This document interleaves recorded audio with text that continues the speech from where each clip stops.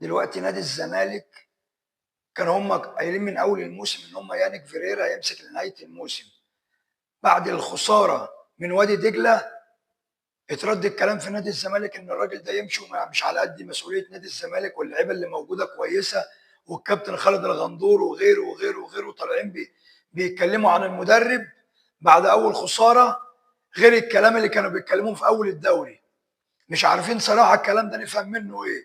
طب انتوا كنتوا موافقين عليه من الاول، ولا انتوا كنتوا جايبينه كده وخلاص، ولا انتوا كنتوا بتسكتوا الجمهور، ولا انتوا بعد كل مكسب طايرين بيه وبعد الخساره عايزين تدمروه وعايزين تمشوه؟ يا رب جماهير نادي الزمالك تبقى فاهمه. في ناس من نادي الزمالك ضد نادي الزمالك ومن جوه نادي الزمالك وعايزين يخربوا النادي. يا رب تبقوا انتوا فاهمين الكلام ده. مش عايزينكم تمشوا ورا الفيديوهات ورا الكلام اللي بيتقال.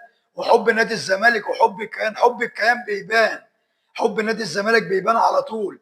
لكن ده انتوا بعد اول خساره للمدرب كل مدربين نادي الزمالك طلعوا قالوا المدرب ده ما ينفعش يمسك نادي الزمالك، الراجل ده لازم يمشي. هارد لك.